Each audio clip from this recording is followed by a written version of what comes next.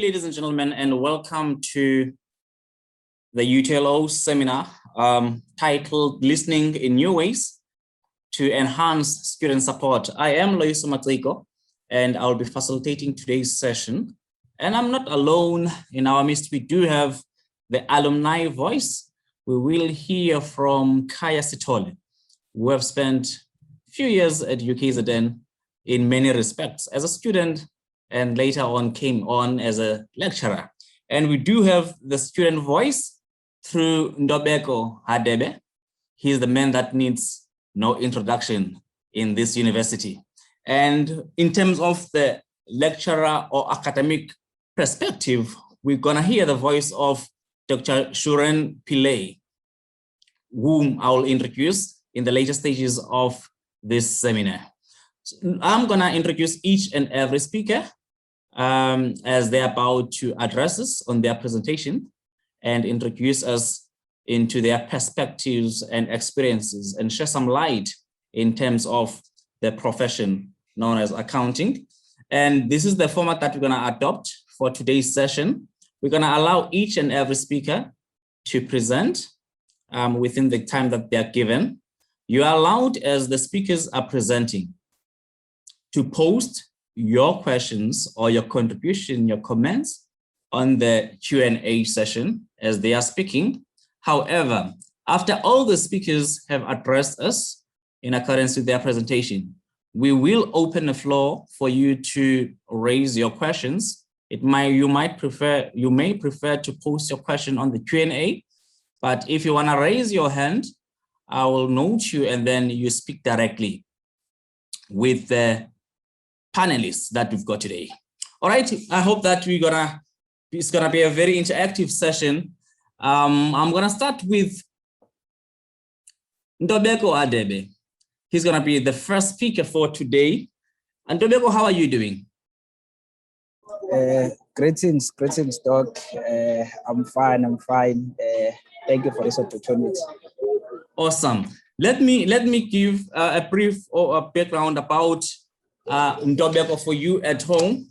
Ntobeko considers himself a rural born. He's a young learner of everything and a master of nothing. He's currently serving as the SRC Executive Academic and Transformation Officer for the University of KwaZulu-Natal. Since his early teenage days, he has had passionate interest in accounting as a subject offered at school and continues whilst he's pursuing the CA route, Chartered Accountants route.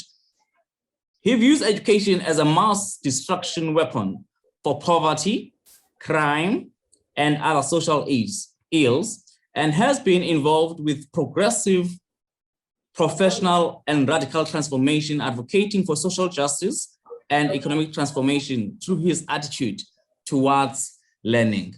Ntobeko, as you're about to take the platform right now, I'm sure you will agree with me when I say there's so much prestige about the accounting profession in general. Secondly, I've also observed that internationally and nationally, chartered accountants are regarded as the most allied, despite all this beauty that I've just mentioned. And this beauty most of the time is presented during your career exhibitions. You go to high schools or different platforms, but most of the time when you're presenting during your career expos, this is the beautiful picture that is presented. And most of the people, in fact, few of the people actually experience that beauty. I will argue and say they experience that beauty when they have qualified. However, there is a lot that happens in between this process, between the process whereby you registered for the accounting profession and the process or the period whereby you actually qualify and you reap the benefits in form of salary, in form of the tag that comes with the name, that comes with the profession that you've got. There's a lot of experience that happens in between. Let me give you the platform to reflect on these experiences in your capacity as Ntobeko Hadebe, and also some of the general capacities, in fact, some of the general conceptions and views that you have observed from your peers. Over to you. Thanks, Doc. Greetings to you, Doc, as our host. Greetings to the panelists, fellow panelists, my good doctor, Dr. Suren, my text lecturer. Greetings, Doc. Mondis, Saul, greetings. No, mine is simple. Mine is simple, Doc. The way I've structured my presentation, I've structured it in a manner that will show obviously my personal observations as a person who has been through the accounting program offered at UKZN, and from the general perspectives of accounting students towards the course. So accounting to me, Doc, is a journey, right? The accounting program being offered at UKZN is a journey, and it does not end after UKZN. Neither does it start before UKZN. So it's a journey that cannot be confined within UKZN as an institution. I think that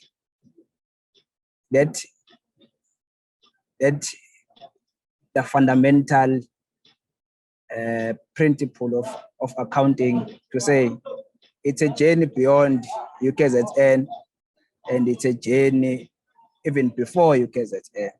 So now UKZN is an institution offering this program that does not end when the students graduate. Now has a responsibility to go beyond the 4-year program that it offers. UKZN in its current form, the way it offers the accounting program is that after you graduate, there's really no link, there's really no relationship between you and UKZN, whereas you are not done, you are just halfway towards eventually qualifying, because I think most people who do become accounting and will proceed to the PGDA do so with the ultimate goal of eventually qualifying as a chartered accountant. So UKZN offers a program for 4 years, and after that qualification, it does not mean that you are now a CA, right? There's still another journey of articles that must begin. Then UKZN there is not there. So that my introductory remarks, Doc, to say UKZN must look beyond the 4-year period that is offers the program. It must try and link the articles now with its programs, right?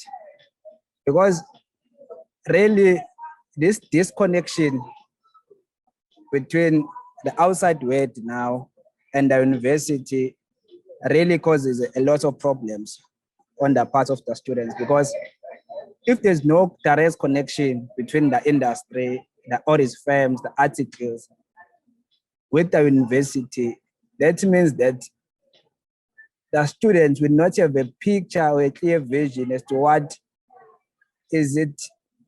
the accounting program really is.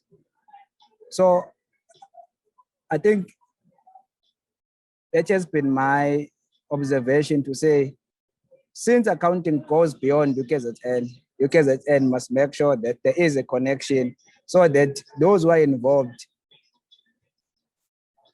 in the cause have a better understanding and a clear understanding of where they are going, right?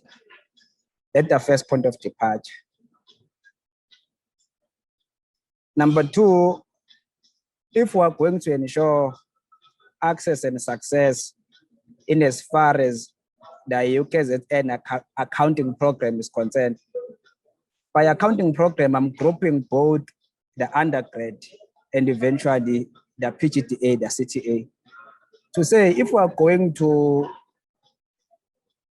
define access and success and maybe try and find ways of how we can improve that, starts at the initial stage, as from the handbook, the UKZN college handbook that first years used to apply.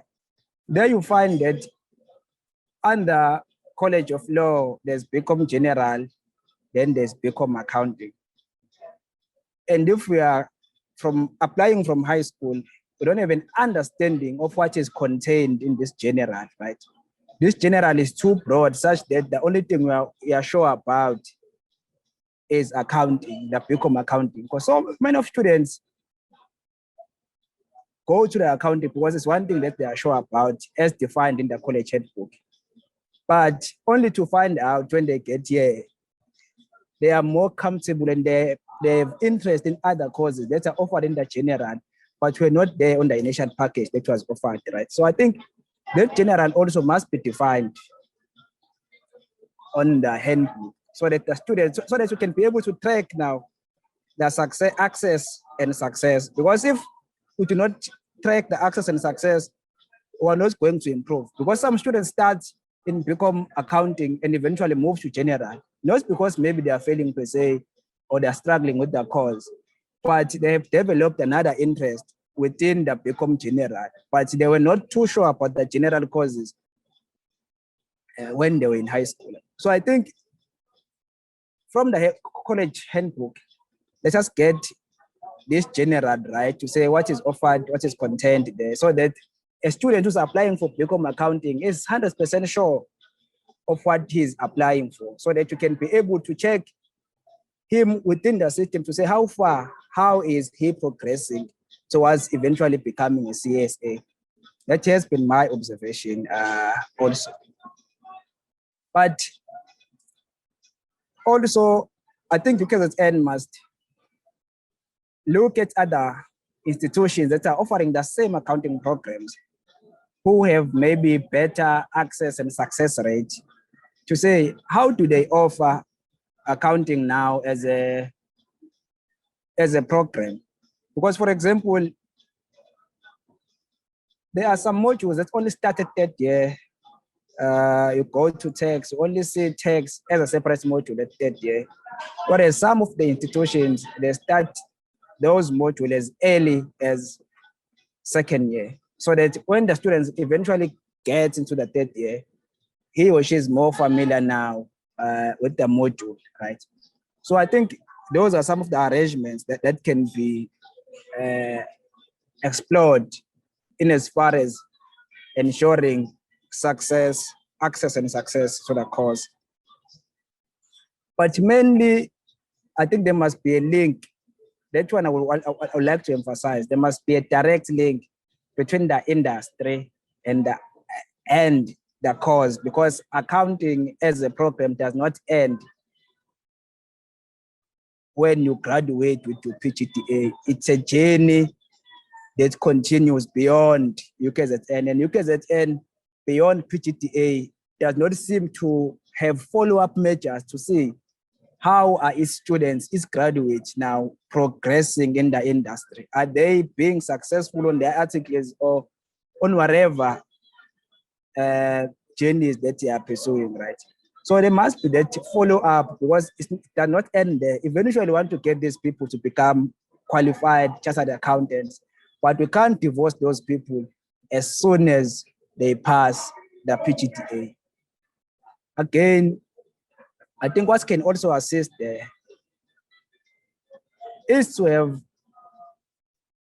some sort of, I do understand there's a college-based mentorship program now, and I do understand that there was an invention of a mentorship in as far as the tutor students, bursary funded students are concerned. But that mentorship program must be ongoing to say, have people on the industry, have people who have graduated at UKZN, who have eventually qualified now as CAs, have them. I do understand the nature of the work of chartered accountant is that it is a busy type of work, but UKZN must be able to create an incentive for those graduates who have eventually qualified as CAs, so that they can be involved in the process of mentoring these accounting students throughout their academic stay at UKZN. Because really for me personally, I didn't understand and have much of exposure to what really accountants do, to what really auditors do, right? I do understand that the theoretical part to say you want to obtain a reasonable assurance. I do understand those theoretical stuff, but we must come to a point whereby I have a clear picture about the accounting program. I have a clear picture about what the CAs do. I have a clear picture about where I'm heading. There is that link, that motivation, that connection, continuous checkup, there's that continuous monitoring and assessment. Because I don't think it's enough for UKZN to provide all the support that it does only when you are a registered student. It must be able to link you with the outside people so that you are being monitored, because UKZN must extend its mandate to say, even beyond now, there's still that follow-up, there's still that relationship, there's still that bond between a UKZN graduate and now the university, to say you can't divorce each other beyond this point, right? Number two, what I would like to mention also, okay, this one is my personal experience. We have tutors at UKZN, and I was once a tutor for this accounting, for this one accounting module. I've never received, maybe it's my personal experience, maybe it's not consistent with what is happening now. But as a tutor, I've never received any form of training to say, how is my presentation skills? How do I present? How can I better deliver the tutorial services to students, right? They didn't receive any kind of training. We just applied, we got hired to tutor. We had to take the files with now the administrator, but there was no training to say, because tutorials are a serious part of learning, and they are supposed to be even more impactful than the actual lecturers, because there you are in small groups and you are able to engage and follow up and ask questions, right? But if a tutor is not trained to do such an important part of learning, that also compromises the quality and the learning conditions of the students, right? So those are the things that we must really look into. And also UKZN must sponsor or work hand in hand with progressive formations within the student, within the students' organization, those ABASA. There must be an ongoing healthy relationship, ongoing engagement with the students, because it's the student, right? You are directly affected by how the accounting program is being offered. So there must be a continuous engagement so that the universities can know how to adjust, the school can know how to adjust to the maybe new learning environment. For example, now we're online. We've never had, as an accounting student, we've never really had an opportunity to say, how can the student quality and education be not compromised given now the new nature of teaching and learning, right? As I'm about to wrap up, I think there must be a continuous engagement between the student organizations and now the university. Lastly, I think UKZN must really look into the issue of Black students in particular, to say, how come it is them now who are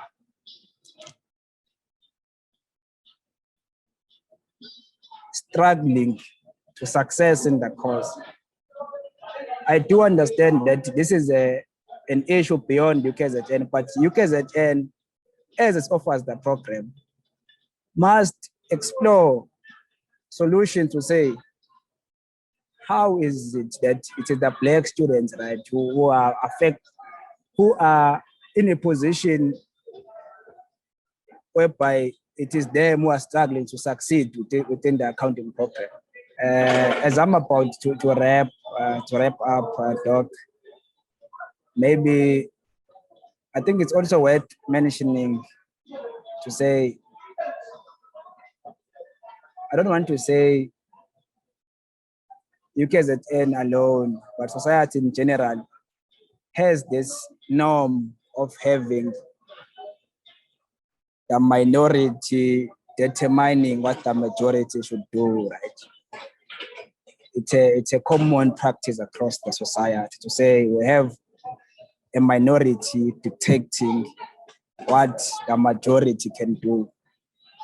Same also is the case with UKZN, maybe as an institution, to say the students are the majority now in the institution. They are the ones who are receiving a service, but they are not given platforms and a chance to imagine how do they want to be taught, to be involved in shaping now. For example, the accounting program, there is least student involvement there. Decisions are taken, implemented, the program is reviewed, it's implemented, reviewed, implemented with minimum, if there's any student involvement, whereas the students are the majority, but are not part of now the planning to say, how do we imagine the accounting qualification now being taught, the accounting program being taught? I think involving more students now on the rethinking and reimagining, rebranding, redirecting the accounting program offered, students must be involved there so that at least it is them now who are shaping how they want to be taught and how they are being taught. I think those were my closing remarks, Doc. But really what I would like to emphasize for us, if we were to ensure access and success into the accounting program, it's a journey. It does not end after the 4-year stay at UKZN. There is another 3 years of articles that is involved as an accounting graduate. So UKZN must be involved beyond now the confinements of the campuses, beyond the confinements of the program, so that it is able to check access and success, because access to the accounting as a first year to the accounting program is you are accessing to become a chartered accountant. So must ensure now that input does match output eventually. So that's my closing remarks, Doc. Thanks very much. Well, thank you very much, Ntobeko. That is Ntobeko Hadebe with those thought-provoking remarks. All right. He has mentioned quite a number of things. Minimal student involvement in the packaging of the program, lack of student voice. And one of the things, I'm not gonna touch on all of these things that he has mentioned for the sake of time, issues of career guidance way before you get into the institution, so that you understand whether you are following the kind of a program that you are following and whether it is aligned with your interests, rather than when you have already entered into the program, you realize that, no, this is not what I've signed up for, therefore I've got to change for another program. We are going to take questions later on for Ntobeko based on what he has presented, which is his experience and the student experiences at UKZN. Right now, I am going to give a platform to Dr. Surendran Pillay. And Dr. Surendran Pillay is a senior lecturer, academic leader, and a coordinator of accounting programs at UKZN. He is a tax specialist, having extensive experience in corporate tax, income tax, international taxation, indirect taxation, and employees taxation. He is a qualified chartered accountant since 2006, and he has served as both IFRS and tax specialist for approximately 7 years with SARS Large Business Center. Also, he has served in auditing JSE listed companies, as well as the large parastatal entities. He currently holds a PhD in taxation and has published numerous academic journal articles in the field of accounting, taxation, sustainability, and corporate finance. He is a member of the South African Institute of Chartered Accountant, Eastern Cape Region Council, as well as the SAICA Uptech Committee, which deals with transformation. And ladies and gentlemen, help me welcome Dr. Surendran Pillay. Doc, as you are coming in, I'm sure you have also observed, just as I've done, the declining throughput rates and retention rates in the South African higher education. And that is just a general statement that I'm saying. But again, when you look at the statistics that comes from SAICA, it's very alarming. And it makes you wonder and be concerned about our beloved UKZN. You wonder, where are we in this not so kind reality of high dropout rates and very obviously low pass rate within the accounting profession, which brings my interest in the institutional systems that are in place to ensure student success in the accounting field at UKZN. But you are the most well-positioned person to lead us into and give us light, obviously, in that in this discussion. Over to you. Thanks, Loiso, and thanks everybody for attending. It's been an honor and a privilege to be able to present to all of you today to what we're trying to do at UKZN. So I'm going to start off firstly with what's actually being done, as well as the background as well into our students. I'm going to go into some detail with the actual programs themselves, looking at each program and who the target group is and what the initiatives actually entail, and then also measuring throughput in each program. But before I think I go into that, I'd just like to get into the background of the accounting population as it is. And we are seeing declining numbers across all universities. At the last HOD meeting, I was with SAICA. Numbers across, I think, 13 or 14 different universities that declined quite significantly. Many people believe this is because of the maths requirement, and people are choosing maths literacy over pure maths. And that results in a lower number of applications coming through into the university program. So at the moment, we are seeing a decline in numbers. In our first year, we have 798 students registered. At second year, we have 580 students. And at third year, we have 491 students. The second and third years have tapered off a little bit. They more or less consistent with last year because of the high throughput from first year. And then in our postgraduate numbers, those have declined as well a little bit to 227 students from last year as well. So one of the first programs that we'll talk about here is the Pgd Asi program. And this is done by two of our staff members, Mr. Rudolph from Banjwa and Ms. Samagune Gumede.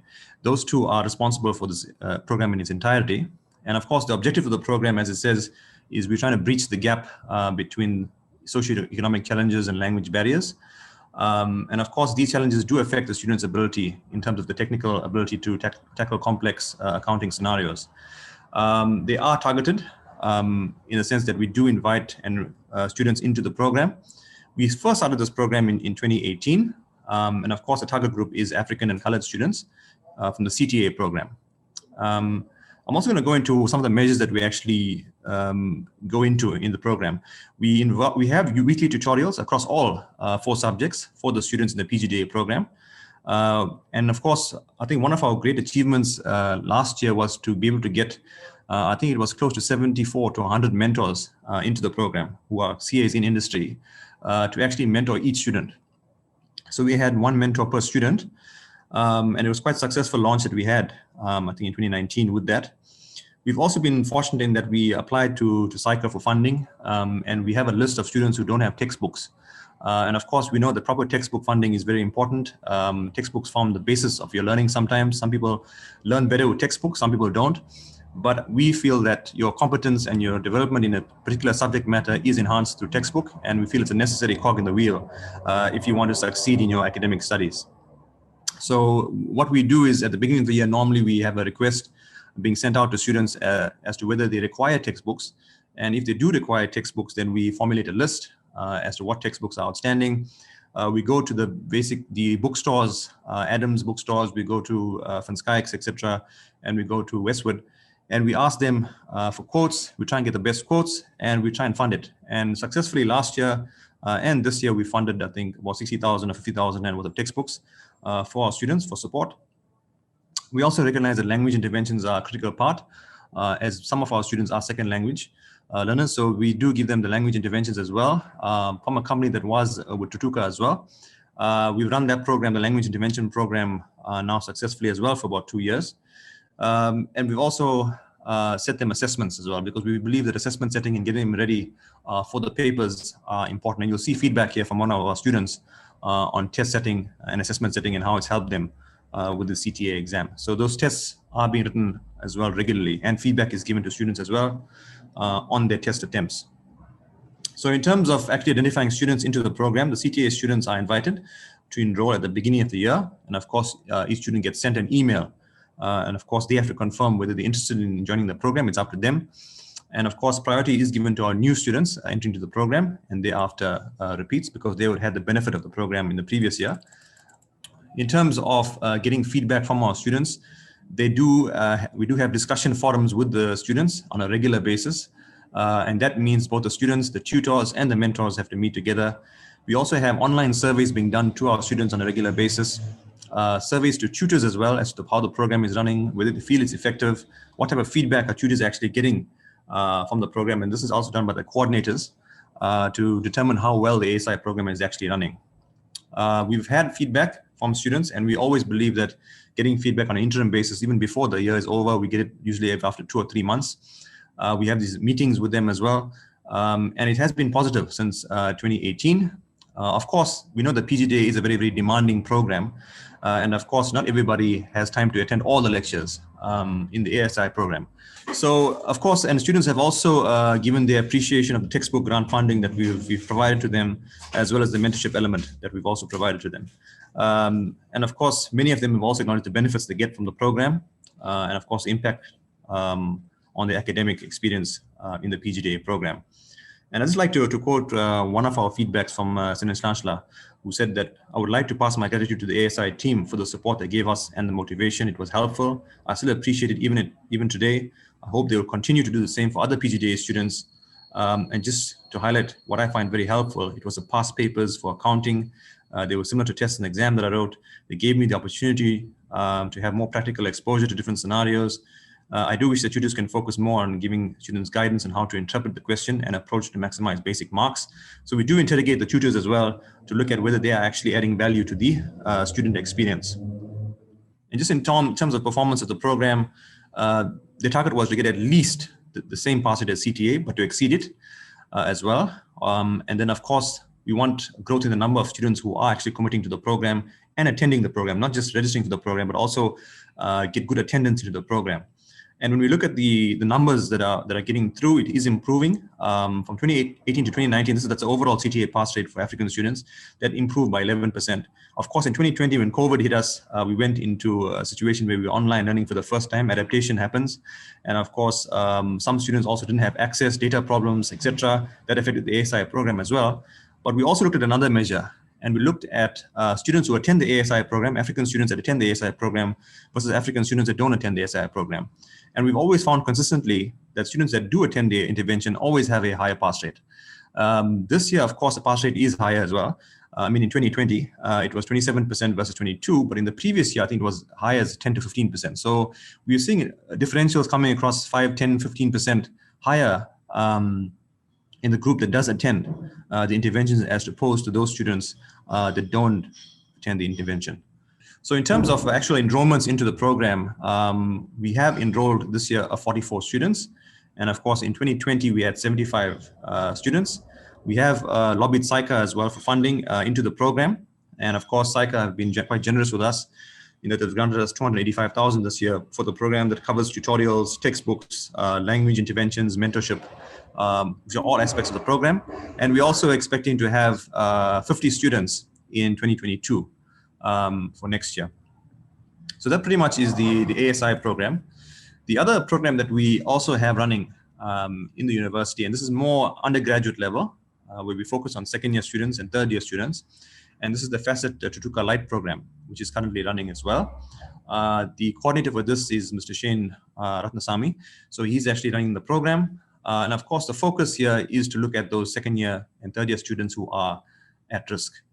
So in its primary form, in its very simplistic form, the objective of the program is to provide extra tutorials in the form of additional academic workshops to basically concrete and basically solidify the understanding of the students, as well as generating the pervasive skills in the program. Remember, SAICA has a multifaceted competency framework, which focuses both on technical skill as well as pervasive competencies. And now we have the CA 2025 framework, which is even more comprehensive than the old framework. And that CA 2025 framework has multiple acumens included in them, digital acumen, relational acumen, and all these types of different acumens now have to be met by the program itself. In terms of our actual focus, we're focusing on risk students, and these are the students who are getting between 40 and 49%, and they identified at third year level to start off with, and preference are given to those who are within this mark range for all third year subjects. That's first preference. Second preference, of course, for students with 3 subjects, and thereafter 2 subjects, and then after 1 subject. So basically 3 subjects, then 2 subjects, then 1 subject. And of course, the same method or the same methodology applies to second year students. Okay, but of course, we do have limitation cap on numbers. And of course, the tutorial support that we are providing to the student is to enhance the understanding and application of the principles in each module that they are in. We also feel that it'll help them with the literacy, numeracy, and presentation skills, as well as time management and entrepreneurial skills. Okay, so there's also mentorship in the form of tutors. Tutors do provide mentorship in this program as well. And of course, this program is first started in September 2020. And of course, it is still running currently. So we are running it currently as well. In terms of the support measures that we're providing to students, we are giving them additional tutorials as well. This is done on a weekly basis. We are providing workshops on language for second and third year students. This year, we had additional support in that we also actually provided laptops to students, and we provided data to students. And of course, we also have textbook support for students at second and third year level for this program. So the target group of the program was also covered here. And of course, we are covering previously disadvantaged backgrounds and promote female career advancements as well. So of course, we are targeting Black Africans with the intention of recruiting the majority of females into the program as well. And of course, we already went through the selection, but basically, again, third year students who have a class mark between 40 and 49% in all 4 modules are first preference. And of course, second preference is for students who have 40 and 49% in 3 of the 4 modules. Third preference, students who have a class mark between 40 and 49% in 2 of the 4 modules. And of course, the last priority is students who have a class mark of between 40 and 49% in 1 of the 4 modules. And thereafter, we look at the second year students, and of course, in a similar order, students who have a class mark of between 40 and 49% in 2 modules within the accounting discipline. And then a second priority would be students who have a class mark between 40 and 49% in 1 of the 2 modules within the accounting discipline. Of course, provided we do have space, the students are sent emails to be invited and to participate in the Tutuka Light program. And upon acceptance, they will be requested to provide their shortcomings with respect to access to computers, laptop, and data. That gives us a good idea as to what actually their needs are, and then we actually then try and provide them with the laptops, data, and textbook. So in terms of feedback and measurements of success for the program, we have measured the student marks by comparing them to assessments subsequent to joining Tutuka Light, so before and after analysis. We also look at the actual mark performance at the end of the year, throughput rate within the Tutuka Light group, and of course feedback from the actual student themselves as to whether they feel the program is actually adequate, whether they feel the program can be improved, and what enhancements do they suggest for us to implement better measures in the program. So students are afforded the opportunity to discuss positive aspects of the program as well as where improvements could be made. And of course, this is an ongoing iterative process where we try and take these success measures and integrate them back into the system as we move forward. Students in general, in terms of the actual responses we've got, we're grateful for the Tutuka Light program. And they have got voluntary feedback as well. Guys sending through emails, students sending through emails from everyone in the program, thanking everybody in the program, the coordinators, the tutors, the mentors for their contribution towards the completion of the degree in 2020. In terms of our actual enrollment into the program, we had 50 students in 2020, and those were third year level. The pass rate was 42% on those students, so 21 students completed the degrees. And of course, we had 32nd year students as well, and we have more than 50% of those that progressed into the third year as well. Now in 2021, we also have 51 third year students, okay, are coming through, and we have 13 second year students for semester 1. Of course, we are recruiting again for semester 2. And in terms of enrollment for 2022, we are expecting at least 150 students. So we are growing the program to be much bigger than what it currently is, and of course to cater for more students. In terms of actual funding, we got 750,000 Rand from Facet for the funding of all the tutorials, the mentorship, the data, the computers, the textbooks, etc. And in terms of throughput, we want at least 60% in terms of second year students to progress to third year, and of course at least 50% from these students to complete the degrees in 2021. So those are our target measures. And then the last program that I'll talk about today is the Tutuka Bursary Fund. Of course, it's quite a big program as well, but of course in UKZN it's relatively new. So of course the objective of the program to transform the demographics of the CA profession and to reflect those of the country in terms of race and gender, and to provide educational support to disadvantaged African and colored learners and students for the benefit of the profession, while simultaneously helping to uplift communities. So we did start the program in January 2019. We had got acceptance, I think, in December or November 2018, and we had our first lot of students coming through in the 2019 year. The target group of the Tutuka students were African and colored students who were academically deserving, okay, and particularly in the KZN province. And the process, of course, of identifying these students into the program is with the SAICA National Office, where the reps there actually select the students.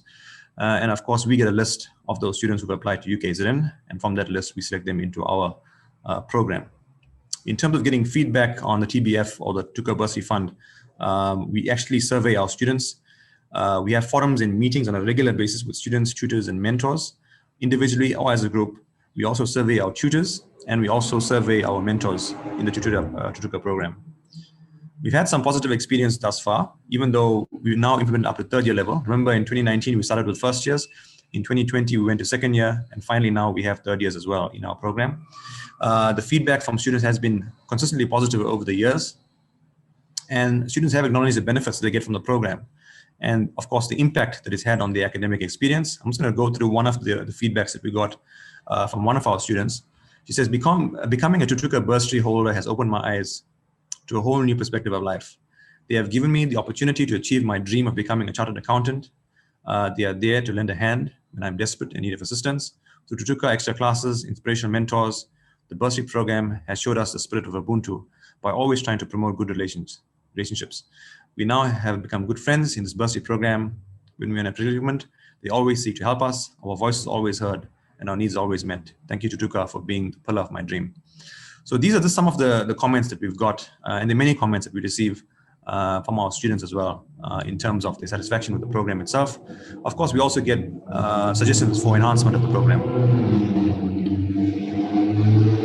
So just looking at the current enrollments into the program, at first year, when we started in the first year, it was just our first year students, 16 students that came in. And then in 2020, of course, those students then progressed to second year. We had 15 in second year. And then we had 25 intake for the first year students in 2020. And thereafter in 2021, which currently is this year, we have 12 students progressing into third year. Some of them have dropped off along the way, moved province, moved away. But our first year intake of course is 25, and the 25 from 2020 has now gone into second year. In terms of the funding source of the program, 50% is financed by the Tutuka Education Upliftment Fund and 50% by the National Students Financial Aid Scheme, NSFAS. The total funding received for the 2021 academic year, of course, is close to 8 million. And we have 135,000 and with the funding per first year student, 125,000 per second year student, and 122,000 per third year student. The funding, of course, covers tuition, accommodation, book fees, living allowances, academic support, as well as social development. And of course, we have target throughput rates as well for the program. We want to grow, firstly, the number of students that are part of the program, an estimate of 100 students by 2023 that are part of the UKZN program, and of course, getting 100% pass rate for all groups. In terms of enrollments, we are expecting at least 25 students. However, Tutuka do communicate with us on the final number towards the end of the year. I think that's it in terms of the 3 programs. In conclusion, I'd just like to say that all 3 interventions are seen as very critical to our school, and all the support that we provide is in the case of any unexpected outcome. The school management committee is always there to back up or to support our coordinators and our programs.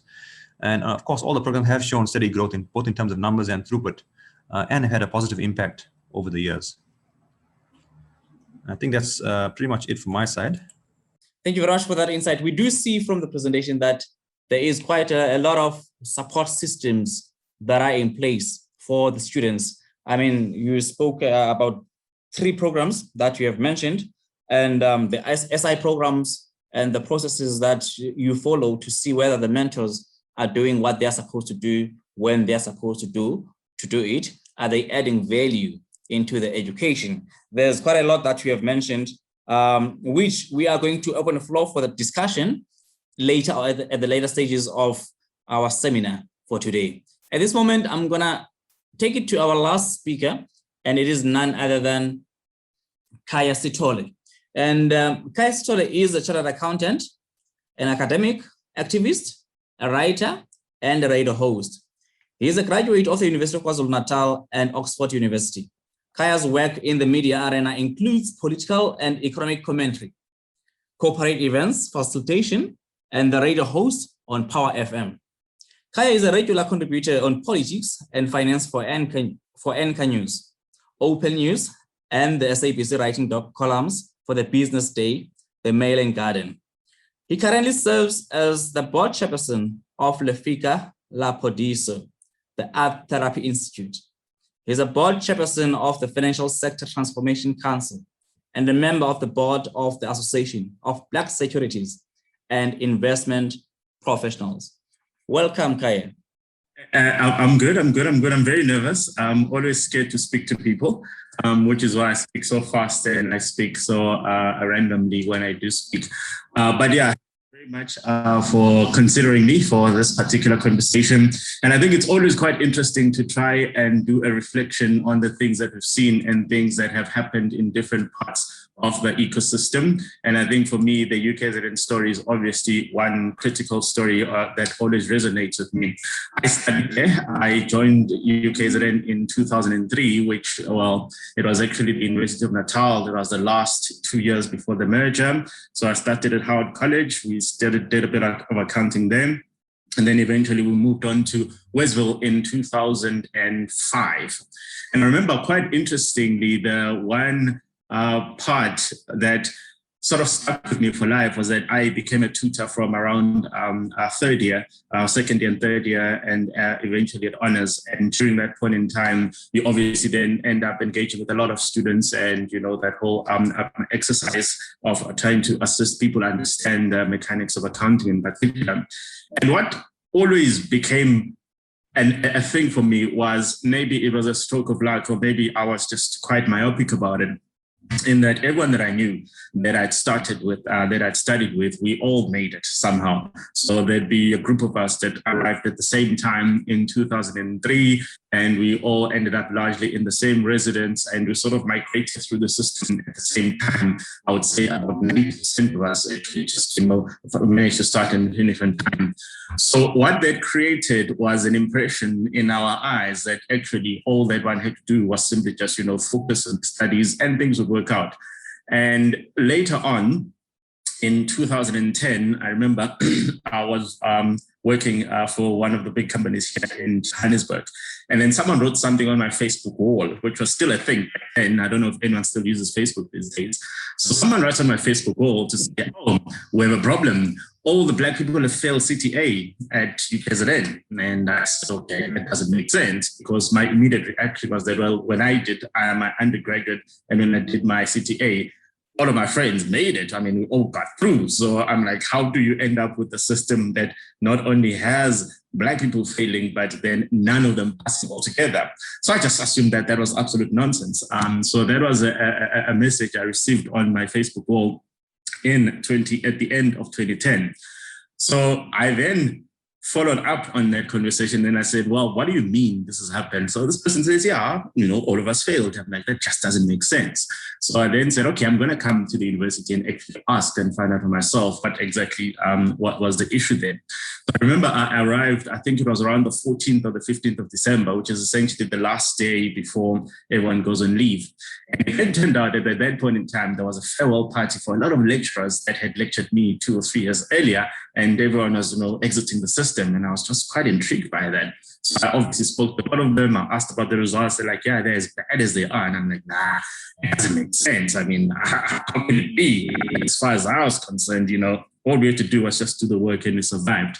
And then it turned out that obviously things had changed, I suppose, for a couple of reasons. I think when we had been students, the support systems that were there, even if they're not structured, they existed. So we could then form groups of our own. We could make things happen. So we had a very conducive system. Maybe there was a legacy of what had happened at Howard College, because all those systems had been created there. And there was one in particular that was supported by the president of the country, Cyril Ramaphosa, which was the MS program. So he put money in it every year, and it became like a tutoring and a support system that I was a part of. So I suppose that in the transition, then some of those mechanisms had indeed become lost in translation. So only when I had to then confront the question of, okay, how did people fail? I mean, what exists and what doesn't exist? And then we found out that most things didn't exist. And this was still at the end of 2010. So I then said, okay, I want to come and run an experiment just to actually test what the system was about. So it was like a research exercise. So I remember I arrived on the first week of February in 2011. I had gone back to my employers here in Johannesburg and I said, I want to go to the detection system. And they all said, you're smoking weed. So they all said that that's just not going to happen. And then I said, no, I actually want to try this. I want to see what it's like. So then they'd reached a compromise where they gave me a 3-month sabbatical. I had just turned 25. So I moved to Durban exactly a week after my 25th birthday. So I can guarantee that very few 25-year-olds have ever heard of a sabbatical, let alone been offered one. So I was like, what exactly is that? So they explained it. They're like, no, you go and do whatever you're going to do for those next 3 months. And then when you come back, your job will still be here. And I was like, oh, that sounds quite interesting. So that's how I got into UKZN. And when I got there, it was a very interesting 3 months because I still looked relatively young. And a lot of people thought I was a student, but I was actually trying to lecture. And I actually focused on just trying to figure out the underlying issues about what happened and how things are happening, because for me, research was just exciting for me. And at the end of that period, I then had a report, and then I said, oh, actually, the problems are here and here and here, and this is how you fix it. So I was like, well, somebody must run with it. And no one was willing to run with it. So I then faced this dilemma in May 2011, where I was like, well, I've created this, template, and I've said this is what needs to be done, essentially to restore the things that had worked well in ours then.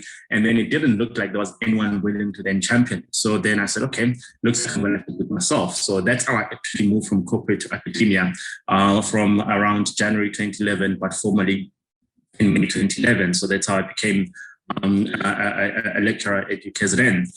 And the one biggest challenge that I had at that point in time is that I then needed to validate data, because I couldn't just say I'm running something. I couldn't just say this is a research and then actually not be able to test it. So this one point in time, after the mid-semester tests, I looked at the results of the first year class and then I said, okay, this is what it looks like. And by that time, I'd already been able to map what had happened to a cohort of students that had entered the system at a point in time, see how they transition, and see what the issues were. And I specifically realized at that point in time that you're not going to fix it at 4th year level. It's too late. 3rd year level, it's too late. And 2nd year, may do some work there. But the biggest focus area had been the 1st year group. And there was a building. So the accounting faculty was still based in Empire because it's moved a lot. And there was this room, M30, which was like a boardroom, which would sit around 30 people, peak of the times. And so I got to this 1st year class, and I think it was T5 or T7. So it's a class.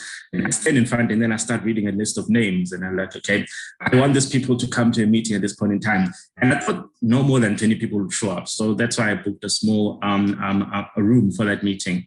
So I then said, okay, I actually want to have this meeting and I want to actually start running some support systems for the students and then see what happens. So I looked at them and then I was like, okay, let's do this. So they came to the meeting and then the meeting was oversubscribed. So suddenly there were too many people in the meeting and then I was like, okay, this is interesting. So then there were about 50 people that eventually ended up in that meeting. And then I was like, okay, that's quite an interesting turnout. And when we looked at those 50 people, then said to them, okay, in my view, the things that aren't working are X, Y, Z. And in order for these things to work, this is what needs to be done. However, this is a parallel system, so I'm not going to alter the university curriculum. This cannot be embedded in the university curriculum, so you're going to have to, commit to doing this in parallel, whether it's after hours or even on weekends, and that's what you're going to do.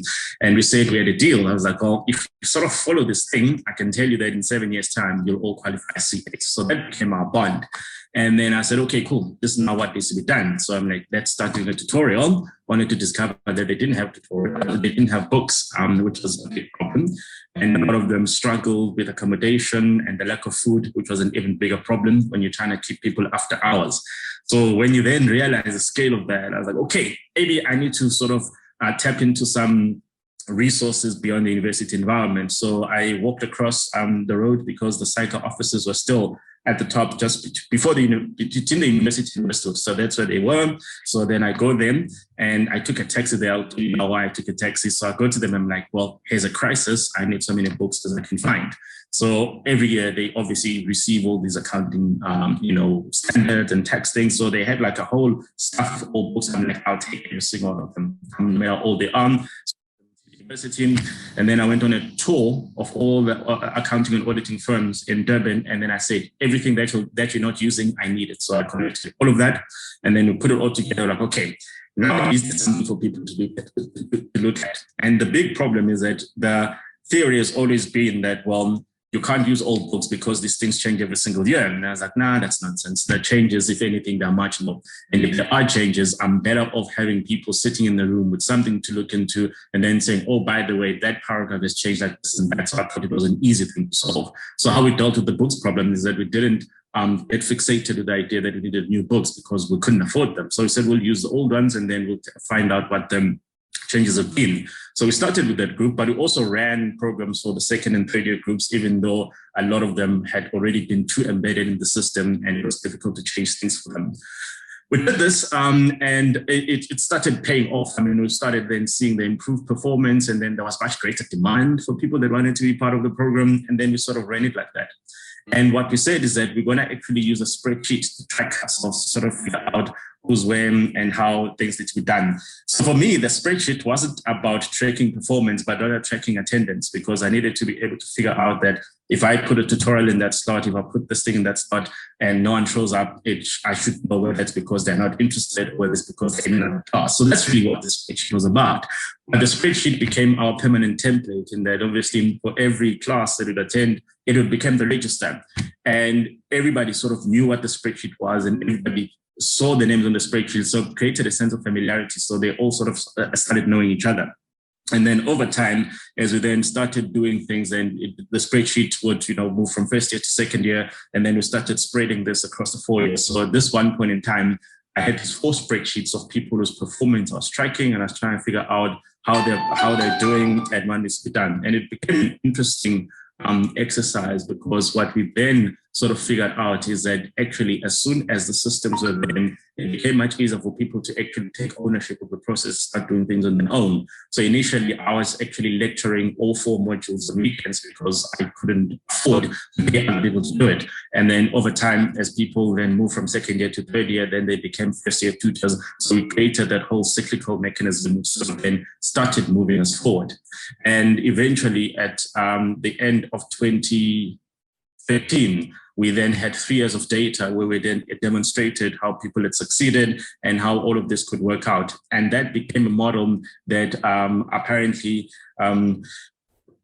attracted the attention of other universities and SAICA in particular. So at the end of 2013, they come to me and then they say, oh, we think you need to be able to run this program at other universities. I'm like, oh, okay, you say so, but I've got a problem. I've made a commitment to these individuals. Here are their names, and I cannot leave this institution if they're still here. So it's either I live with them or the conversation is to end. So then the debate became, well, if you were to move, where would you want these people to go? So then I put up the spreadsheet and then I say, okay, these ones, they're at this level, I want them to go to that university, these ones must go there, these ones must do this, because I need to be able to live up to the commitment that I've made, like, you know, within that 7-year period that all be serious. So I did that. So 2014 was like the most chaotic year of my life, because then we had some students that had been in second year at UKZN. So we're like, okay, they'll take an additional year, so let's leave them there, so 1 more year. And then the ones that had been, you know, at third year that had just got their degrees, we said all of them need to move to other universities. So I moved them up to either UJ, Northwest University, or some decided to go to UNISA because they decided they had to go and work and all of that. So we're monitoring the spreadsheet across 6 different universities at some point in time, and it just became a very chaotic process, but an exciting one, because as you saw people passing and progressing, then you then could see that the effects of this were actually quite positive. So what we then wanted to be able to do was to actually then say, this is the template of what can happen if people just stick to committing to something. So when we then started seeing people succeeding in the CTA and then eventually qualifying as accountants, and then obviously everybody was working and they're all going to different places, one question was raised to say, but how do we keep track of each other? How do we actually know who's where and at what point in time? So then there was this idea that actually we need to keep the spreadsheet alive, so that people every year, and whenever they get their board exam results, for example, they can then just give an update to say, oh, this is where I am, this is what I've done. So this is what the spreadsheet essentially looks like. So the one interesting thing I want to tell you about the spreadsheet, I'm hoping you can see it. Loiso, can you see the spreadsheet? Yes, I can. Yes. So the one thing about the spreadsheet is that it actually had an interesting dimension, in that the name of the top was actually that individual had written on my Facebook wall to say that you need to fix the system. And by the time I got to university, because then he'd actually left the university and he didn't have a CTA. So I did the program for the first year, and then in the middle of it, I then stood back and I said, wait a minute, what's the point of this whole thing if that one person who actually got us to start it isn't going to be part of it? So we actually went on a mission to find him, and he was already working. And I think he was living in Newcastle. So this one time we got to Newcastle with a couple of other students from that area. I'm like, we need to find this guy because he has to come to university. So we get there and then we're like, oh, we've come to take you back to university. And he's like, oh, I'm working, you know, I need to do this. So like, nah, you need to come back to university. So I think it took about 3 trips to Newcastle to actually convince him and his family that he actually needed to come back to university. So then eventually when he decided to come back into the university system, he went to UNISA because that was the practical thing to balance the work and the studying commitments. So when he then eventually qualified as a CA, it was very clear. Everyone agreed that in the spreadsheet, his name will always be on top because essentially he was the founder of this entire mission. So what we then do is that every single year we then just keep track of who's where, what they've done. So as you can see, some have decided to complete their master's degrees and some have decided to do very diverse and very interesting things.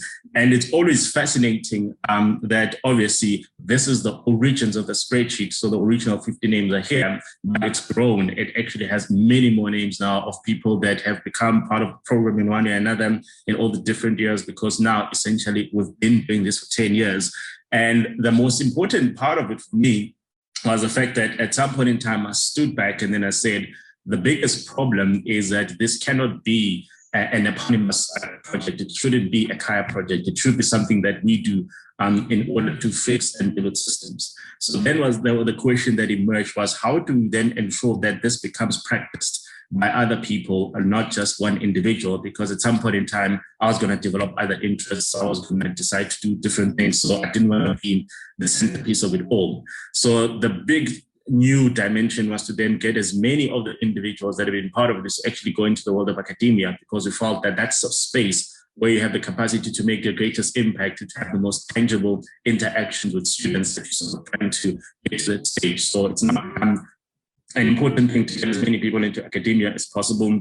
So there are some names on the spreadsheet of people who already are senior lecturers. Some are pursuing their PhDs. So we're trying to create that bigger universal ecosystem that says that if somebody wants to try something similar to this, there is someone who's been part of it that's also part of the current education system, so that we get to a point in time where I don't have to be the one that says it needs to be run somewhere, other people can do it. So that for me became the big mission of my youth, because I've just turned 35, so apparently I'm not youth anymore. But whenever I look back at it, it sort of becomes the one thing that I can say, well, if I died today, at least I tried this. And if somebody takes it on and moves it forward, then that becomes my contribution to society. So I became remarkably proud of it. And I think it's quite humbling when you then get updates that people say, oh, I've now been, promoted. I've got this job. I'm running this. Just last week, one of original squad members in the original 50 names, he sent me a message. He lives in Namibia. He's like, oh, just been appointed chief financial officer in Pgd Asi Program. Oh, wow, that's quite a big thing. Because you can imagine, if he was in first year in 2011, 10 years ago, you can see how young he is, and yet he's now been able to get to that particular position.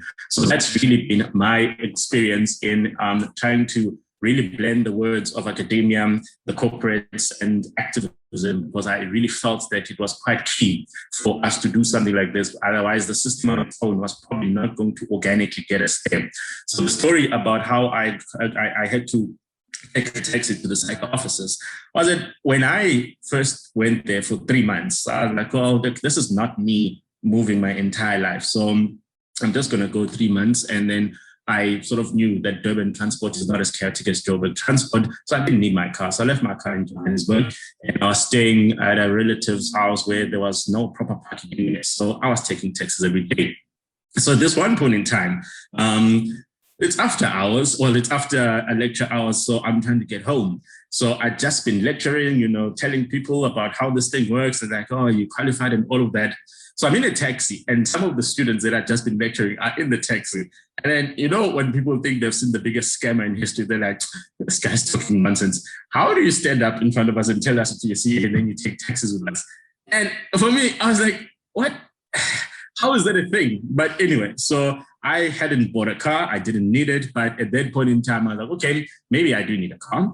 So the car actually served a dual purpose. Because so many of the students didn't have accommodation on campus, it then became important for us to be able to make sure that they didn't fall behind. So if you're going to have lectures after hours, well, people need to get home one or another. So it became the taxi.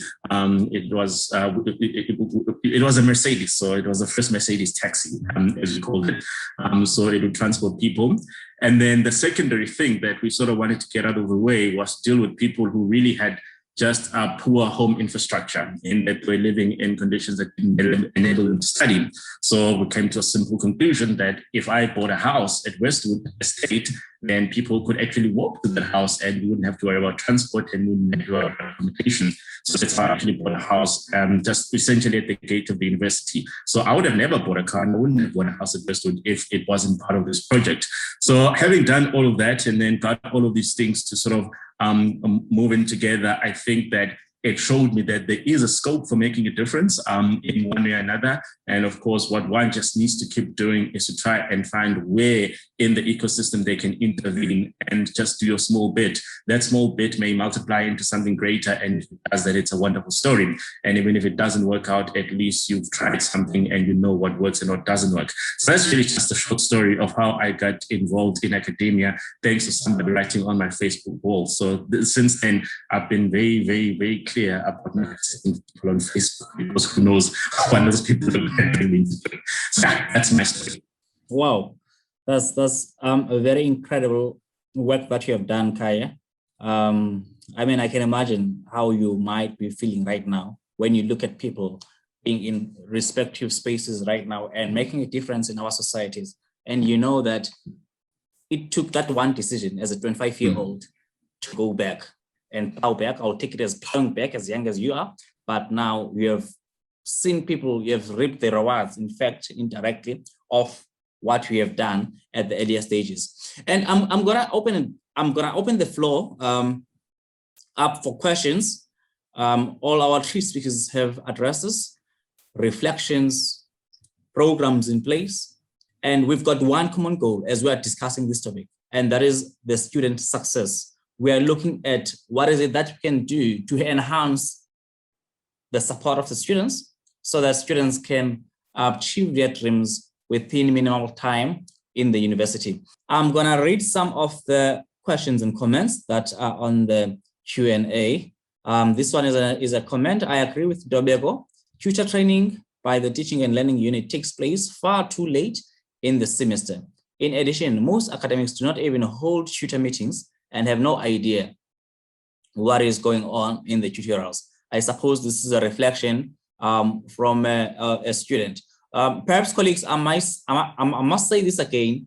This is a feedback that is useful, not to discredit anyone, but we are trying to listen in new ways. We are adopting the approach of the student voice, where we have invited Khaya to reflect on his experience. And there are some questions that you might have to entertain that will help us in going forward as the institution. So the second aspect, there's a comment again, UKZN needs to get out of the schools and explain to the prospective students what the degree is about. We do not know what the degrees are about, and we end up applying for things we don't want.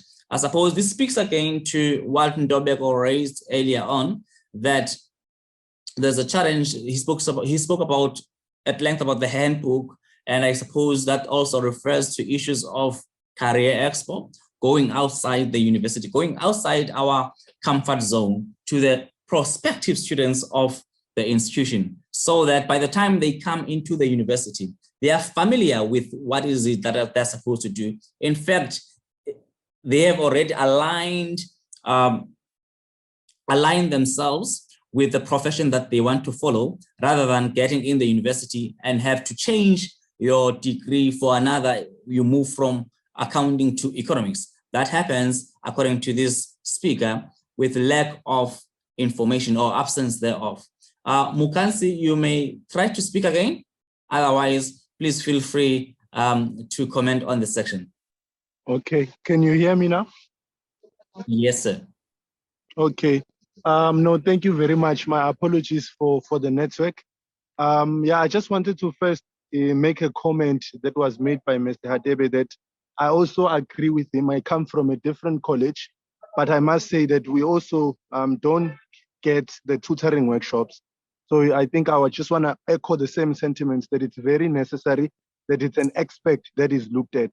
But I just wanted to ask him on his side, in terms of the actual mentoring or post-graduation, that period.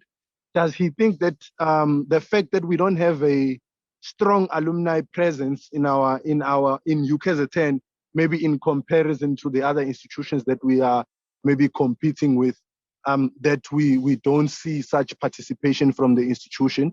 And then secondly, in the same question, does he think that maybe having a strong alumni presence could help, or the only maybe solution would be injecting funds where we have mentors that we pay for assisting? Thank you. Thank you very much. Over to you, Ntobeko. Thanks, Doc. No, I think on the alumni present one, I think Mr. Khaya S Sithole has given us an idea on how this can be done on the spreadsheet that he has presented, to say there must be a tracking to say, look, we understand that the accounting program does not end beyond Pgd. We continue outside the program which is being offered by UKZN.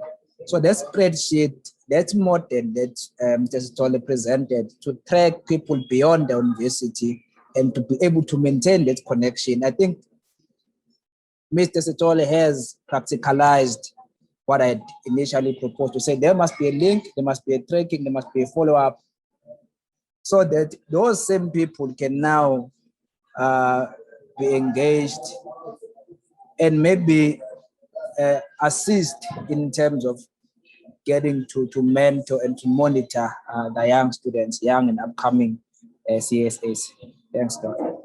Thank you very much, Ntobeko. There's another question for Dr. Pillay. It goes as follows. Do you not think that these interventions are introduced too late? By PGDA, there is too much work for the students to be able to go back to revise, but most time the weakness lies in a lack of understanding from first year issues. No, that's true, and that's a valid point. I mean, we try to shortcut the situation and go into the symptom rather than the problem sometimes when we're going into fourth year and saying, you know what, we're trying to rectify it now.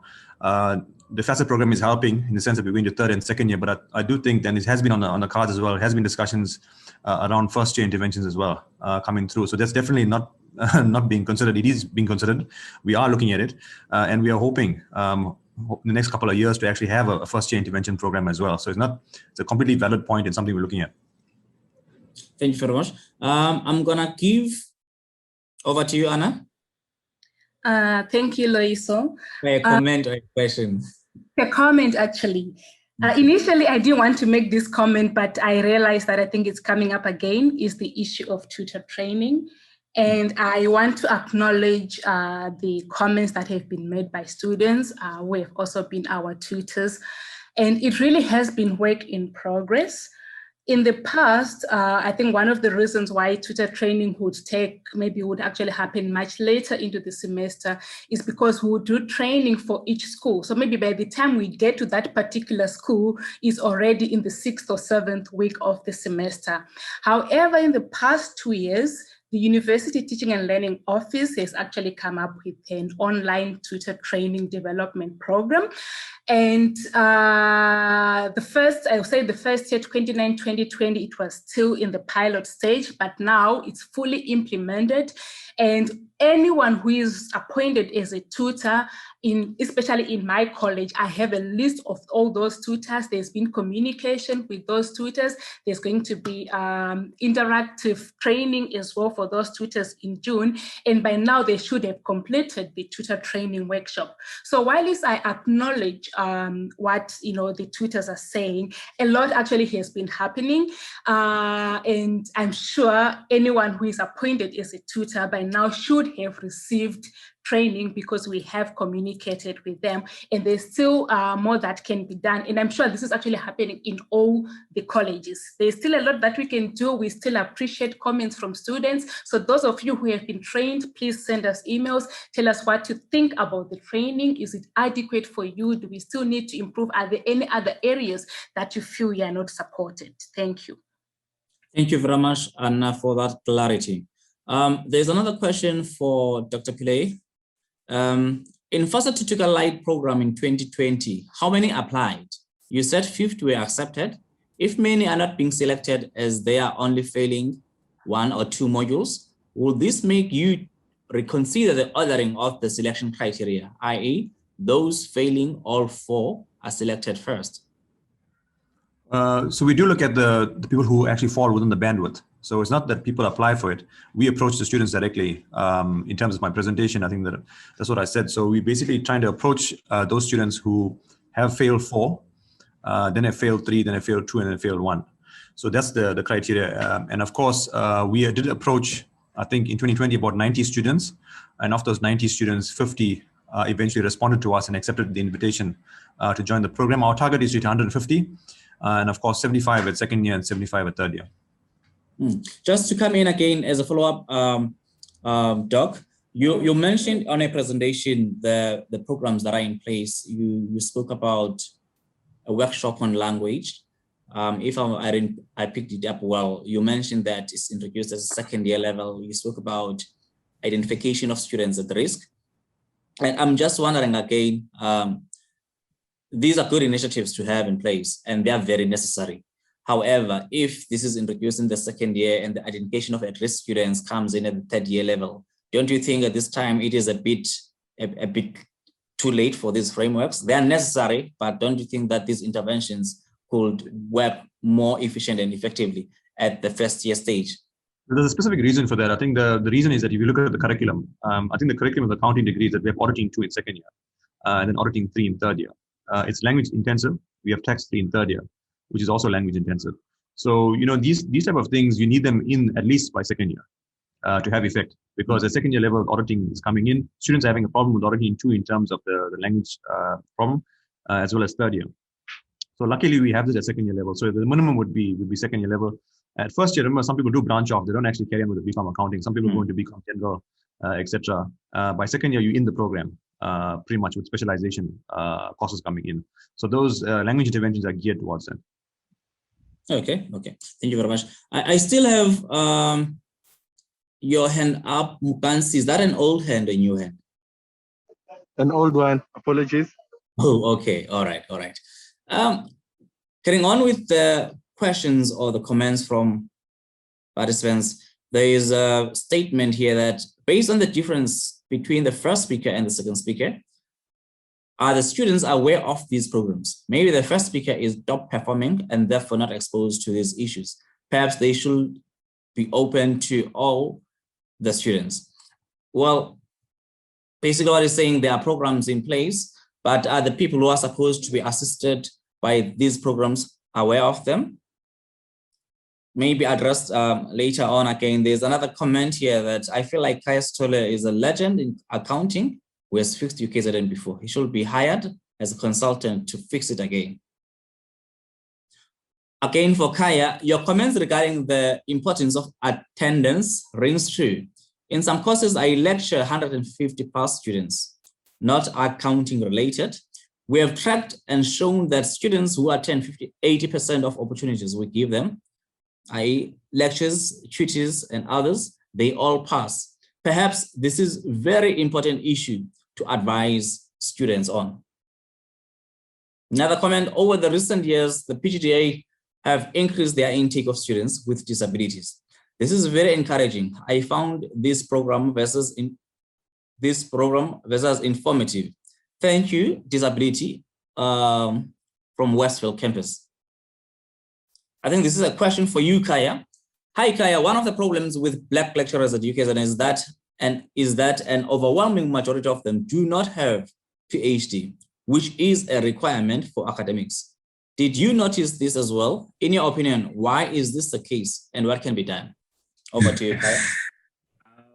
I didn't have a choice. I had to notice it because what happened is that in 2011, one of the reasons that, as I said, so many people had left in 2010 was that the University Senate had actually been very clear that unless you were researching and you had a PhD, you actually couldn't get promoted.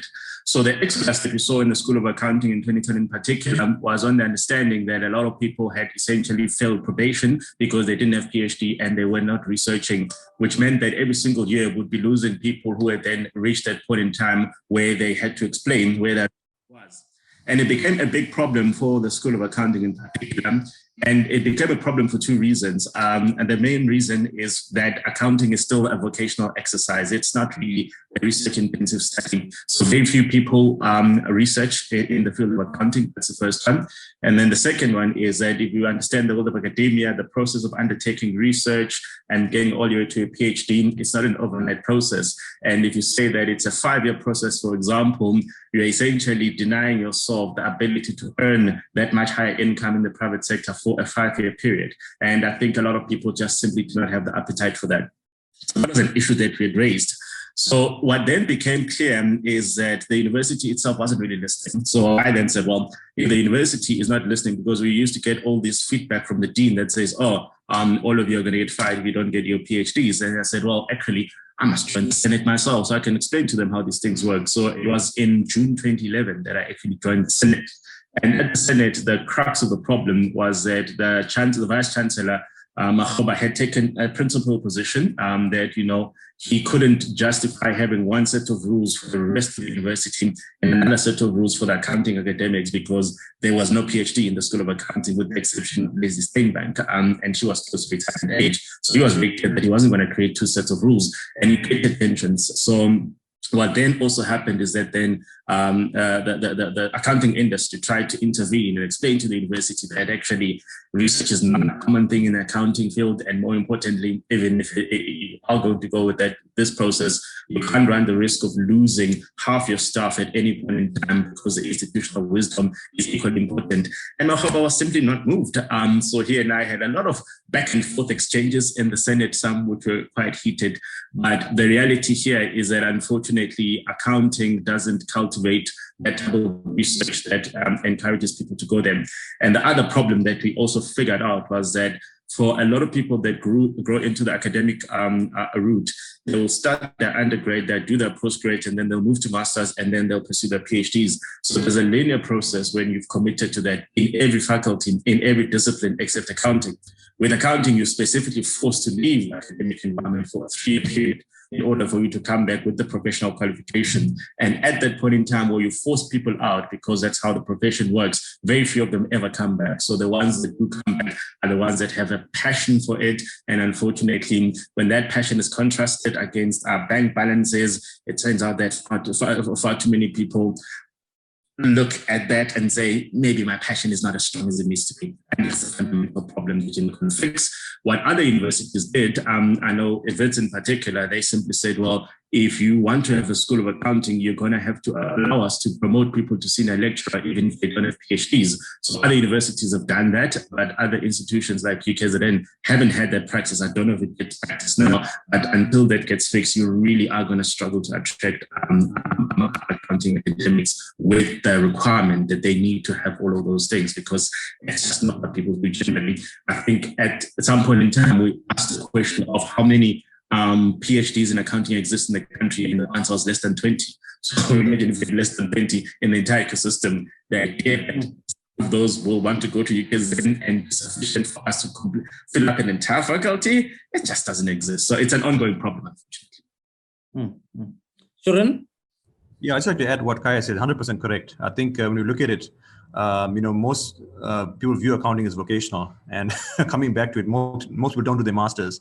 But just to give you the real information right now, the current information, it is that you can get to senior lecturer with a master's currently at UKZN at senior lecturer level. There is an allowance that the Senate has given us now. But of course, probably in Khaya's time, I don't think it was in, and they said no. So they have been giving us some leniency, but very, very little, to tell you the truth. Yeah, that's very important, because I think in the times of Makgoba just didn't understand how people were not getting PhDs and they're calling themselves academics. In fact, at some point in time, he may have used the word embarrassing. And I think the highlight of that dispute was in a meeting where SAICA came to try and persuade him, and he essentially threw them out of his office. I don't know if you guys have repaired that relationship. We have much better now, yeah. That's good to hear. That's good to hear. There is also a comment here for Anna. It says, the tutor training is not only the problem. They also need to be prepared on technical skills by the lecturers. Too few lecturers are holding meetings, and we go to tutorials unprepared for questions. Who can we approach for these problems? Well, that's a comment from a student. And currently we already have Surendran Pillay. I'm sure you can advise on that comment in going forward. Let's carry on. There's also another question for Dr. Pillay. I'm concerned by the new syllabus in accounting. Who was consulted on it? I feel the first year students will be disadvantaged with this new program. Yeah, so the CA 2025 syllabus is unfortunately a reality, but it's also an exciting opportunity for many of us, because remember, accounting is changing, and the digital world, the fourth industrial revolution is here. I can't say it's coming, it's here. We had a meeting with a robotics company about 2 or 3 months ago, and basically the basic accounting functions can be replicated by a robot. That's the reality. There's software available right now that can do an accountant's job. So what SAICA are trying to do is move away from just pure basic bookkeeping to more value-added type of functions where its analysis is more important, and where artificial intelligence is not going to be in the next 10 to 20 years. And for that purpose, data analytics becomes important. The relational skills become important. Problem-solving abilities become important, and that's part of the syllabus. The thing is that all universities are doing this, not just UKZN. If I look at all other universities in South Africa, they're all following the same route. You can't escape it. If you don't go to UKZN, you go to another SAICA-accredited university, you're going to find the same thing happening there. And the reason being is that SAICA have pushed this to all the universities to embrace and basically prepare more graduates. I don't think you should be feeling fearful. What we've done in first year level is include stats 140 and a maths, a higher level maths 130 into the course. but the entry requirements are exactly the same as the previous maths that we had, so it isn't very much different. It is more difficult. We have to acknowledge that it is more difficult. But overall, on the pass rate differential between what we've seen, it isn't that significant. So, if you put your mind to it and work hard, you have no problems whatsoever in doing this. And the good thing about it is that the Stats 140 course does have data application in it and business acumen in it. So basically, you're doing data analytics with software, which is very, very relevant to industry now. So you're actually more industry relevant. Hi, Khaya. Why does UKZN have such a high base requirement for lecturers? Surely we could get a better quality African Black academics if we follow the approach of other universities instead. I wouldn't say it is significantly different to what other universities are. I mean, at the first response is that universities do have common employment practices, and I think universally the answer is that you must either have a master's degree to be a lecturer or on the pathway towards doing some element of research. So actually there's a universal template that all universities apply. What you then see is that in some instances then there are exceptions in relation to professional degrees, for example. So somebody who's an actuary, 20 years experience may be able to enter the system on the basis that their expertise is so unique and, so well entrenched that they are seen as an asset within the university environment. But I don't think, UKZN has got entry requirements that are much higher or materially different to what other institutions are. One of the key issues that used to be emerged was the fact that even if you look at the data today, the geographic spread amongst chartered accountants in particular, a lot of Black CAs don't actually live in KZN. So there's a small fraction. So when you already have a reduced pool of individuals within a particular province, and then you're trying to then find from within that people who not only have an interest in teaching, but also the ability to teach, then you already are dealing with a small and a very reduced pool of candidates. In Johannesburg, we do not have that problem. I mean, all the universities are able to recruit because there's so many people here. There's a saturation, there's a market saturation here, which means that it's much easier to be selective. But at UKZN, we would go for 3 years without filling a post. In fact, one of the interesting things that my own post after I left in 2013 was still being advertised in September 2015, because other recruiters would send an advert, are you interested in this? I'm like, no, that's a job that I left in December 2015, but they're just to fill it. So it is unfortunately very difficult for the university, not only because of just the number of people that have an interest and ability to teach, but also because of this geographic location. Just on that, Khaya, perhaps this is for you and Shuren to entertain. We have observed these alarming statistics from Psyche nationally, and if you look at them very well, it's kind of it's going at a declining rate, especially for Black South Africans. If my stats serves me well, there's recently about 24% of Black South Africans who have qualified on the exam on CTA. Remember, these same Black, in fact, not exactly the same cohort, but before 2020, 2019, let's take it back to 2014, you had about 80% pass rate of Black students, and suddenly we have fall short to a 24%. This is what we have observed nationally based on the data that is coming from Psyche. And it makes me to have interest now when we disaggregate that and we look at UKZN based on the data that has been supplied by Psyche. What is happening? And what I found out on the 2020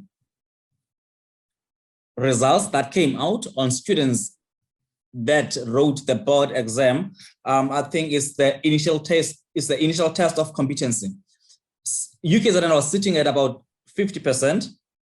That is for 2020, as compared to the 78% of 2019, 81% of 2017, and 73% of, in fact, 81% of 2018, sorry, and 73% of 2017. And again, you see there's a decline in 2020, which makes me wonder what might have happened, Shuren, in this regard. However, going back to the raised concern in terms of this pass rate, if you disaggregate the results that I've just shared, the statistics that I've just shared from Psyche, you look at the context of UKZN in terms of race, you realize that about 37% of Africans actually passed and 50% of coloreds passed, and it is 53% of Indians and 100% of whites. So from the national level, and when you drag it down to the institutional level and our context of UKZN, what are the factors that are leading to this low pass rate of Africans? What is happening? Shall I start? If you want me to start, yeah, I start. Oh, yeah, okay. But I can tell you, firstly, Loisa, the question that you're asking is a very, very difficult one and a very integrated question. You can't. I don't think one line is going to give you. There's no magic box I can open for you and give you an answer. But what I can tell you is about the pass rate in ITC, which we looked at quite severely. And this has been a decline. Remember, the national average pass rate in ITC has dropped as well from where it was. So we've seen across the board in all universities a drop in the pass rate, African throughput rate, as well as overall throughput rate across all races. It hasn't been something that's only particular to Black African, but it's been every race group that's declined. In our case, in UKZN, our CTA pass rate has also dropped significantly. Our ITC pass rate dropped 52% in the first January ITC, but when you combine it with the June ITC, we went up to about 66%. So overall, we had a drop on cohort pass rate from 90% to 66%. So that's a drop of 24%, which is still significant. And we had to explain this position to SAICA in a detailed report that we gave back, which is called ITC report feedback. And in terms of that, we broke it down amongst the academics as to what went wrong. And of course, COVID is another issue that came and brought its own type of complications in the system, where we had people, not having access, data rollouts that were happening late. People didn't have access to the system. Then, of course, the assessment length and depth, which also plays a part in your final CTA, because remember, we were giving them, 60-mark or 70-mark questions or tests that were online. Then they had to write a final exam that was 5 hours written. The difference between writing an online paper versus a written paper, two vastly different things. And unfortunately, we were locked in. We couldn't even do anything about this. So, at the end of the day, we suffered the results. We knew it was coming, and all universities knew it was coming. We're not alone. My colleagues, my friends in UJ and my academic counterparts in UJ and WITS, etc., experienced the same thing. I think the special exams written at the third special exam at UJ, we also had to give them a special exam here after the SUP, and still our pass rate was still low. So, there's some factors that we can influence, some factors that we can't. But when we broke it down into COVID, that definitely did have an impact. We can't say no impact on because of COVID, data and online learning, especially when the ITC itself is a written exam. And then we're preparing them through an online system for that. So that definitely impacted our ITC pass rate. The APC, as far as the APC is concerned, I sit on the SAICA Council. I can tell you that there's some deep discussions happening with regard to that.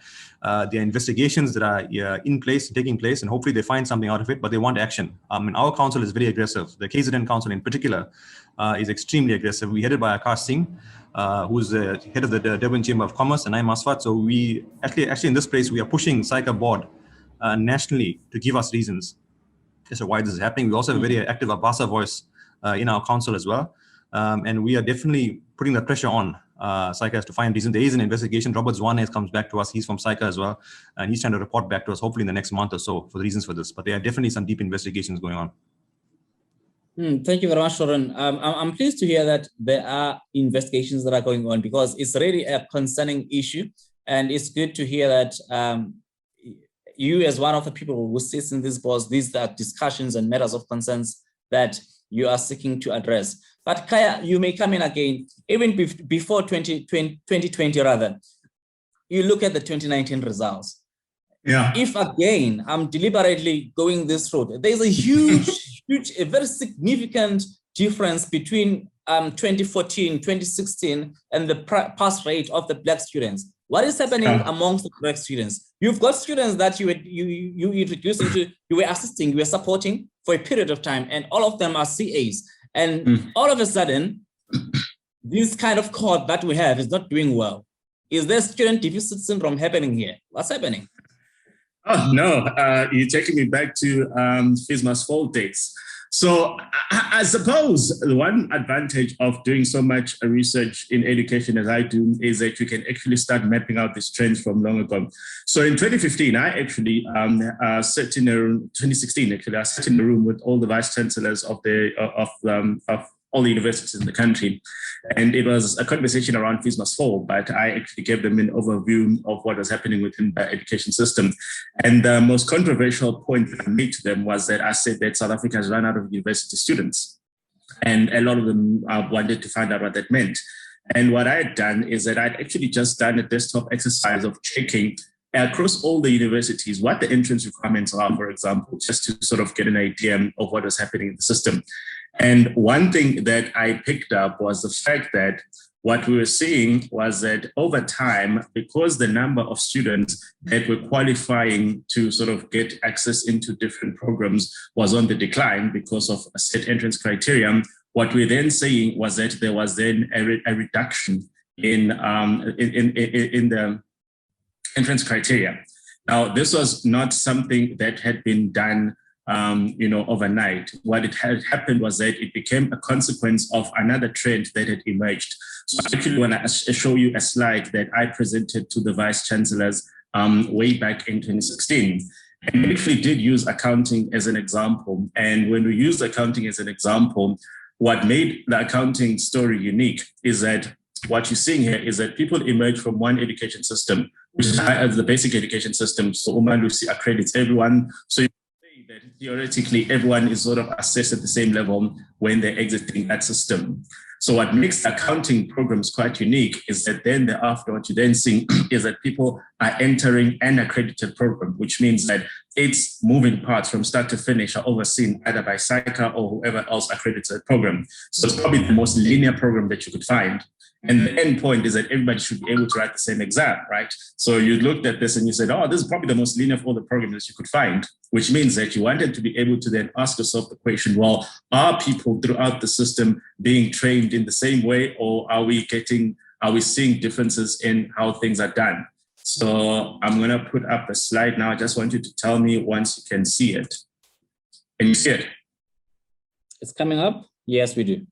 Yeah, so I did a very simple exercise. So I said to them, if you look at BCom, for example, if I check what other universities are doing, I said, what's the entrance criteria at WITS? And then they say you need 42 points. I asked UP, they said 34, UKZN said 32, but if you wanted to do the extended program, you could get it with 30 points. Forte was 26, Walter Sisulu was 28.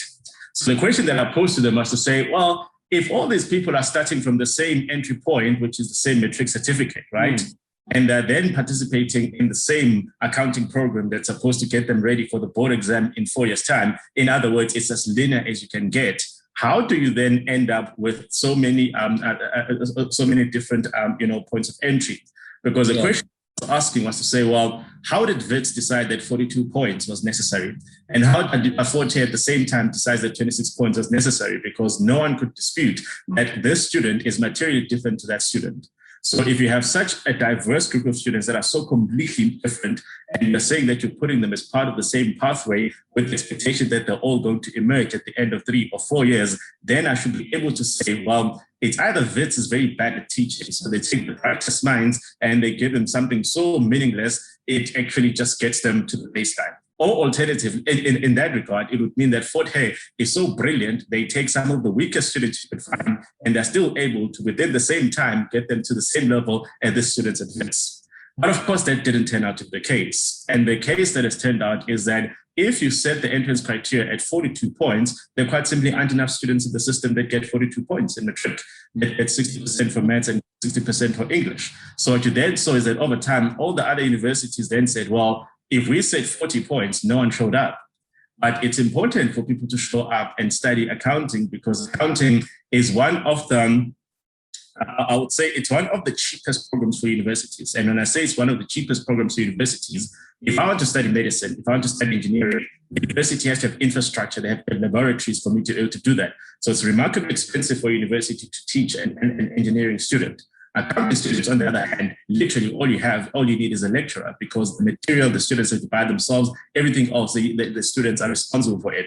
So on a per capita basis, accounting students are very profitable for universities. So that's why we're seeing that everybody says that we're offering an accounting program, and the only way to ensure that we have someone in the room is that we must actually make the entrance criteria at a point in time that gets us the numbers. What is the consequence of this? Well, the consequence is there at the top, because what we then did is that we went through an entire cohort analysis. And this was based on the 2006 class. So what had happened was that, remember, 1994 becomes a thing. So one person at some point in time said, a student who was in grade 1 in 1994 became a university student in 2006, because 1994 until 2005, that's 12 years. And then he became a university student in 2006, which means that these were the first group of individuals that had been exclusively educated by the democratic government. Let us see how they performed. So what they did is that it says, if you entered university in 2006, how long did it take you to actually get your degree? So what we then did was to say, for 3-year degrees, how many Black students actually had their 3-year degrees in 3 years? And it turned out that 80% of them didn't have it. So you had an 80% of candidates stuck in the system that are not passing in regulation time. Same thing with colored students, Indian students, or a bit higher, and white students, 43% of them pass within 3 years. In other words, the system is so dysfunctional, 71% of students that enter the system aren't going to get out there at the time that they're supposed to get out. So that's what we call regulation time. We did the same analysis over 4-year degrees, and the results were a bit much better over 4-year degrees. And the reasons for that, we ventilated in another research exercise, which then turned out that in a 4-year program, there's much greater scope for transitioning people into the system. They don't have the same time pressures that they have in a 3-year program. So that's why the results were a bit better. But what became a point of keen interest for us was on the question of diplomas. So the statement that I said in that meeting was, I said, I think we should stop sending Black people to technicals. And everyone said, what do you mean? I'm like, well, the evidence in front of me says that 85% of Black students that go and do diplomas do not finish them within 3 years. And the question is why? And the answer is very simple. If you look at the entrance criteria for diplomas, it is at the lower end of the scale. In other words, you're already taking people that you know are academically weaker.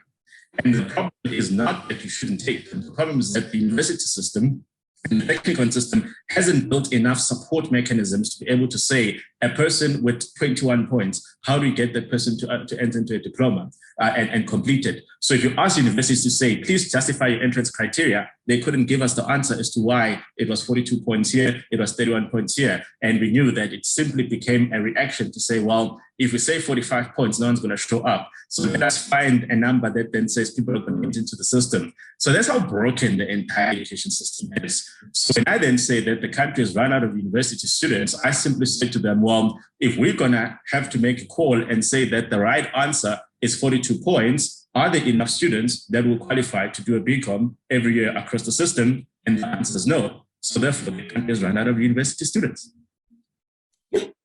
Yeah, it's deep, eh? Yeah, thank you very much, Khaya, for that insight. Ntobeko, I would like you to just quickly, in brief, very brief, share with us your experience with the exams. And secondly, do you think that the prominence and the constitutional impact of language on these exams is it an issue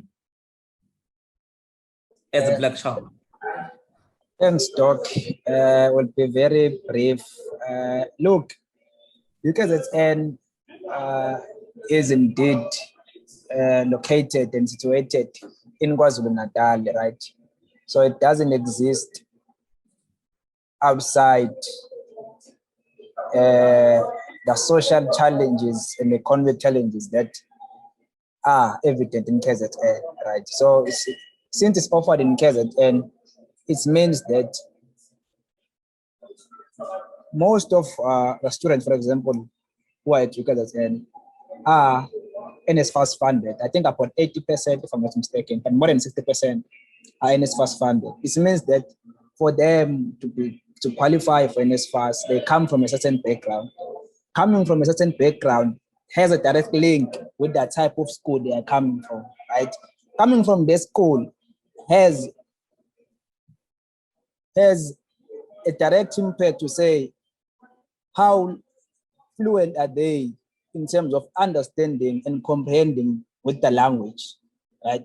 So I'm KZN born, rural born, coming to UKZN, being lectured in the manner that I was lectured, being tutored in the manner that I was tutored. Really, there was a huge gap to fill, because before attempting to answer the question, you must understand the question, you must read the question, there's a whole process involved before you can actually get to answer an exam question. And that is obviously a disadvantage. I think what Khaya did, he understood the background, right, of the students. Having that understanding, he knew exactly how to meet the students halfway, how to provide the necessary support, because in his mind, using taxis, interacting with the students, and all the initiative that is undertaken made him to correctly understand how to respond to some of the challenges and to meet them halfway. And I think that's what he did. So basically that, KZN is in KZN, there's a political, economical, and a social environment that will determine eventually even the pass rate and how the students get to answer some of the questions. Yeah, thanks, Doc. Thank you very much, Ntobeko. Let me quickly go through the charts before we close. We're left with 4 minutes. This one is from Bradley. He says, UKZN generally needs to focus more on proactive initiatives than reactive initiatives. We should not wait for students to fail before the necessary support are made available. Another comment is that UKZN does not seem to consider the realities of accounting. Thank you, Khaya. Second, another one is, I expect that the School of Accounting in UKZN will grant their PhD graduates opportunities for postdoctoral position. I recently graduated with PhD in accounting, but age limit of 45 years hinders me from applying for postdoctoral positions in the school. Another one goes as follows. Do the terrible strikes actions cause Black students who mostly stay in res to do worse because they are more affected by violence and disruption? The second last one, I agree with Fraser. There must be covert racisms by the white academics at UKZN. Ntobeko, do you mean that the current African Black academics do not understand the African Black child? Due to time, Ntobeko, you will not be able to respond to that question. However, in closing, I would like to give you colleagues 1 minute each, starting with Ntobeko. 1 minute in 30 seconds, Ntobeko. In 30 seconds, what do you think is the way forward? You have raised concerns. You have shared your experience. What do you think is the way forward from your side? Thanks, Doc. In brief, in short, I think we need to practicalize now all these beautifully written policies and guidances, right? We need to put them into action. We need to implement.